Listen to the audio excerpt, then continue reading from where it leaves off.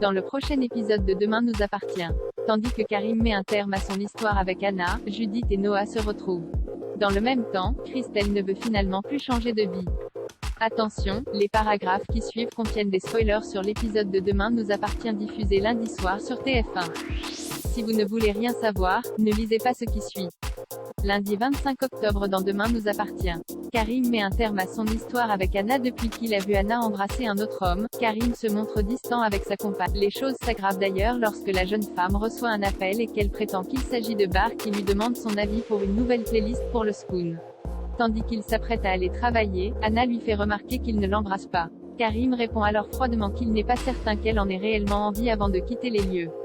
Plus tard, Anna rencontre Jim qui est venu lui rendre la carte d'identité qu'elle a oubliée vendredi soir. Comme il cherche aussi à savoir pourquoi elle n'a pas répondu à ses nombreux messages, la psychologue lui rappelle qu'elle est en couple et que la situation est compliquée. Même s'il le sait, Jim n'arrête pas de penser à elle. Quand il déclare qu'il y a quelque chose de fort entre eux, Anna lance qu'ils ne peuvent plus se revoir. Pendant ce temps, Karim profite de boire café au Spoon pour questionner Bar sur la nouvelle playlist du bar. En apprenant que le jeune homme n'a pas essayé de joindre sa mère dans la matinée, Karim quitte les lieux furieux. De son côté, Anna se confie à Flore.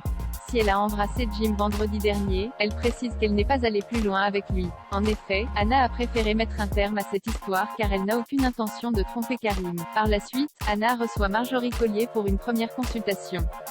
Son couple étant sur le point d'exploser, Marjorie est à bout et craint que son histoire d'amour prenne fin. Pour l'aider, Anna l'enjoint à venir à sa prochaine consultation avec son mari pour discuter de tout cela. Marjorie s'engage donc à voir ce qu'elle peut faire. Peu après, Anna reçoit plusieurs messages de Jim qui insiste pour la revoir mais elle refuse avant de lui demander d'arrêter de lui écrire. Non loin de là, Jim espionne le domicile d'Anna et Karim puis rentre chez lui où il retrouve sa femme Marjorie. Pour sa part, Karim prépare sa valise. Tandis qu'Anna cherche à comprendre ce qu'il fait, le policier lui montre la photo qu'il a prise d'elle et de Jim vendredi dernier. Dos au mur, elle reconnaît qu'ils se sont embrassés mais jure cependant qu'ils ne sont pas allés plus loin. Mais rien n'y fait, Karim met un terme à leur histoire puis s'en va. Judith et Noah se retrouvent. Noah se rend à l'hôpital pour rendre visite à Judith. Heureux de se revoir, le couple s'embrasse tendrement. Lorsqu'il la questionne sur son état de santé, la fille Delcourt indique qu'elle va beaucoup mieux mais qu'elle espère pouvoir rapidement oublier toute cette histoire. Quant à Roxane, c'est un peu plus compliqué puisqu'elle fait de nombreux cauchemars et hurle pendant son sommeil. Très affecté, Noah, qui admirait son grand-père, a beaucoup de mal à réaliser le monstre qu'il est. Après avoir présenté ses excuses à Judith, il déclare qu'il veut quitter Seth et laisser tomber le mât. Plus tard, Chloé et Alex sont venus chercher Judith qui a eu l'autorisation des médecins pour rentrer chez elle. Les larmes aux yeux, elle leur raconte que Noah a l'intention de partir et ajoute qu'elle n'a aucune envie de le perdre.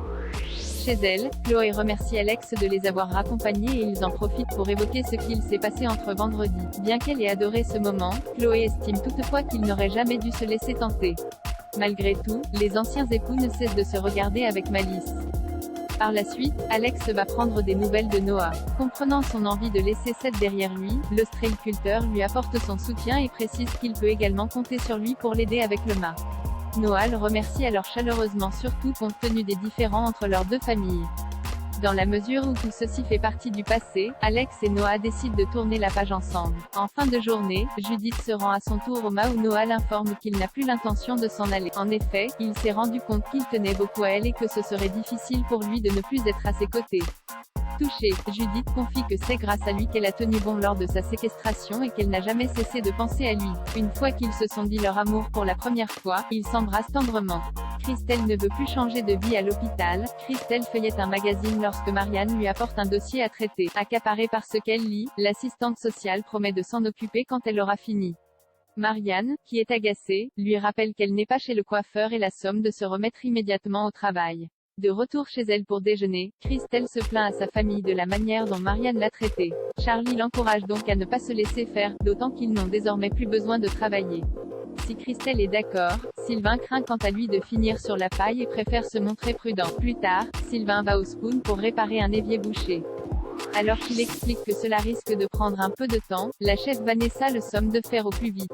Devant les piques incessantes de Vanessa, Sylvain l'envoie finalement sur les roses et lance qu'elle peut se trouver un autre plombier. Chez lui, Sylvain voudrait raconter à sa femme sa mésaventure mais Christelle lui coupe la parole en indiquant qu'elle n'a plus envie de dire à tout le monde qu'ils sont devenus riches. Souhaitant garder les pieds sur terre et inculquer la valeur du travail à leurs enfants, la mère de famille ne veut rien changer à leurs habitudes, aux grandes dames de Sylvain qui se garde bien de lui dire qu'il vient de perdre sans aucun doute son plus gros client.